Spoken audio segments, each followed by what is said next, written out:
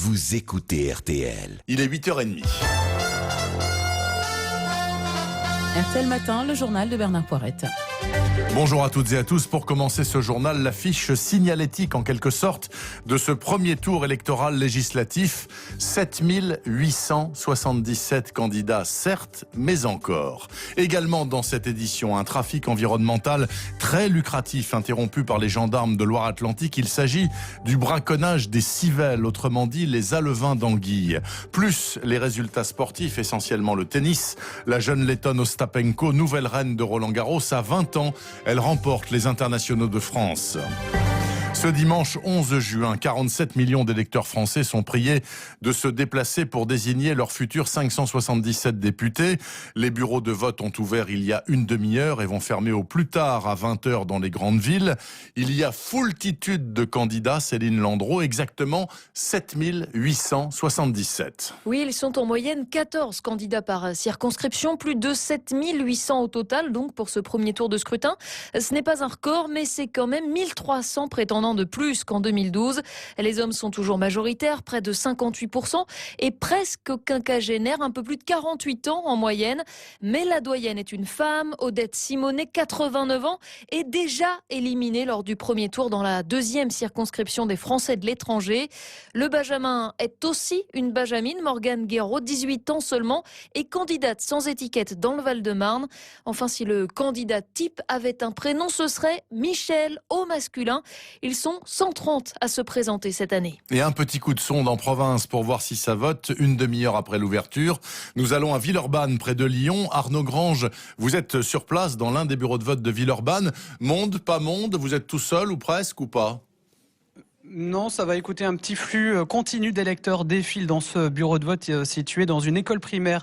Une vingtaine d'électeurs ont déjà voté depuis une demi-heure. Il y en avait une dizaine qui attendaient avant même l'ouverture du bureau. C'est le cas de ce Villeurbanais qui tenait à voter. Parce que j'ai des activités prévues dimanche après-midi et dimanche toute la journée, mais il faut absolument que je parte après, donc je suis un peu pressé. Depuis que j'ai 18 ans, j'ai toujours voté. J'en ai jamais loupé aucun scrutin. C'est quand même pas la même chose d'élire le président et puis d'élire les députés pour l'Assemblée nationale. On ne sait pas le gouvernement qui sortira de cette élection-là. On a un président, c'est sûr. Attendons voir le gouvernement. Alors dans cette circonscription, 19 candidats se présentent. Il y a donc une longue rangée de bulletins sur la table. Cet électeur est un peu perdu. C'est beaucoup. On a du mal. On a beaucoup de mal dans la mesure que quand on arrive ici avec les bulletins, on ne se rappelle plus finalement qui est qui. Il faudrait qu'il y ait les mêmes affiches, mais à l'intérieur, les grandes, pour qu'on puisse les remémorer, on va dire. Comment vous êtes décidé quand, du coup, pour... Oh, vous savez, je me suis décidé il y a 24 heures, c'est pas vieux, hier. Parce que j'ai dit, il faut quand même s'y mettre, quoi. Voilà, l'inconnu et la clé du scrutin, c'est la participation. Le taux de participation était de 74% ici au premier tour de la présidentielle et 53% au premier tour des dernières législatives. Merci Arnaud Grange à Villeurbanne pour RTL. Et je vous rappelle la soirée électorale sur RTL, 19h-22h, présentée par Marc-Olivier Fogiel avec tous les éditorialistes politiques de la station, Alain Duhamel en tête. L'homme de 40 ans qui, mardi dernier, devant Notre-Dame de Paris, a attaqué un policier avec un marteau, a été mis en examen hier soir et écroué. Il est poursuivi, entre autres, pour tentative d'assassinat et association de malfaiteurs terroristes criminels. Hier, à Paris encore, grande manifestation pour demander la fermeture des abattoirs, et ce, à l'appel de l'association L214, qui, vous le savez, filme clandestinement à l'intérieur des abattoirs et a ainsi permis de mettre à jour des pratiques scandaleuses. Tous les manifestants étaient vêtus de rouge, le rouge, la couleur de la viande, bien sûr. Et à propos d'animaux, connaissez-vous les civelles? Et si oui, question annexe, en avez-vous déjà mangé? Peut-être, mais alors vous avez le portefeuille bien garni, car ces alevins d'anguilles valent 300 € le kilo.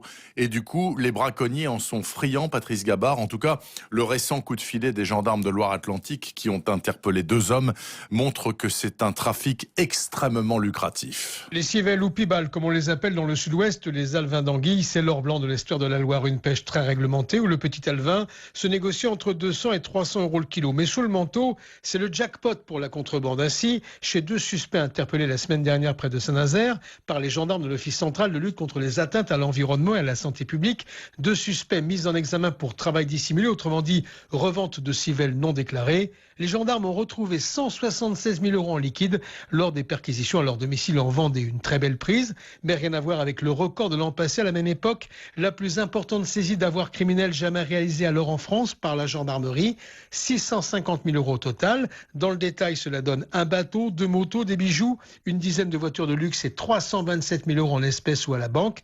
Là encore pour un trafic de civelles, mais cette fois entre la Loire-Atlantique et le Pays basque espagnol. Un trafic international dont tous les acteurs risquent aujourd'hui jusqu'à 7 ans de prison. Et je précise que, outre les Espagnols, les Chinois sont également friands des civelles. Donc à terme, si le trafic ne cesse pas, eh bien l'anguille disparaîtra. À Barcelone, hier, 2000 manifestants dans la rue pour protester contre la spéculation immobilière et contre la prolifération des logements touristiques dans le centre-ville. Les Barcelonais souffrent de plus en plus de l'envahissement touristique insupportable, une bonne partie de l'année au moins, et qui pousse les habitants du centre à louer leur logement et à partir vivre ailleurs. Et dans cette société toujours plus marchande, saluons une fois de plus les efforts de certains pour tenter d'inverser la vapeur. Exemple, l'association Emmaüs, que chacun connaît. Hier, la communauté de la Pointe-Rouge à Marseille organisait sa grande braderie annuelle. J'aurais été là-bas, sans aucun doute, je m'y serais sans doute rendu, Hugo Hamelin, un parmi les 3000 clients de ce samedi. J'ai croisé des ingénieurs, des enseignants, des artistes dans ce grand marché semi-couvert où l'on vend des habits, des meubles, des vinyles.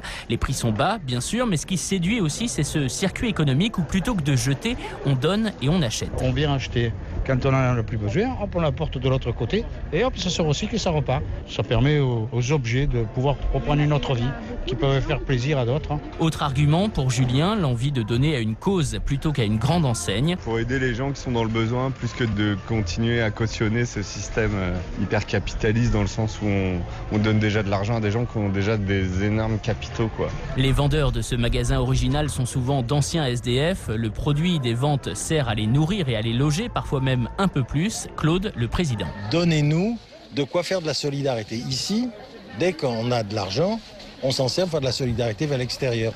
On voit que c'est efficace. Grâce à ces braderies hebdomadaires, la communauté d'Emmaüs Pointe-Rouge loge à l'année environ 70 personnes. Reportage à Marseille d'Hugo Hamelin pour RTL. Hier soir, près de Lille, premier concert 2017 des Vieilles Canailles, autrement dit Dutronc, Mitchell et Hallyday. Au total, 17 concerts sont prévus, le dernier le 5 juillet à Carcassonne.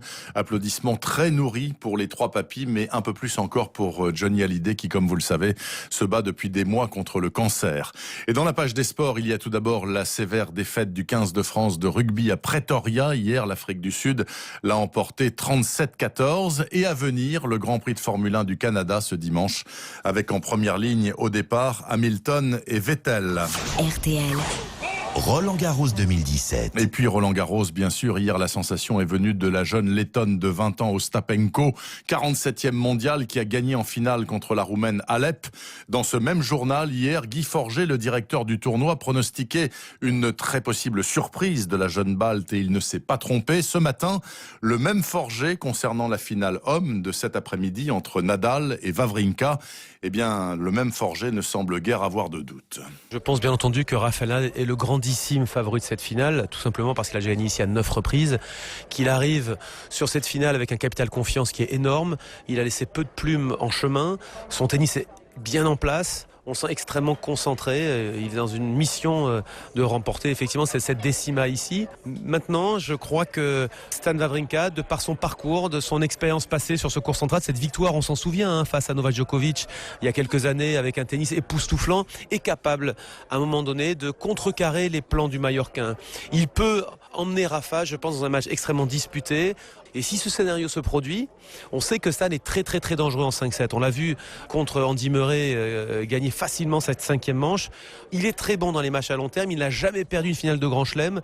Donc je crois que c'est un match dans lequel finalement il n'a rien à perdre. Il sait que Rafa est le grandissime favori. Mais si on peut retrouver ces deux joueurs à leur meilleur niveau, alors là encore on va avoir un grand spectacle. Guy Forget, le directeur de Roland-Garros, avec Isabelle Langer, qu'on va retrouver bien sûr en fil rouge cet après-midi dès 15h sur RTL pour cette finale entre Nadal et Wawrinka.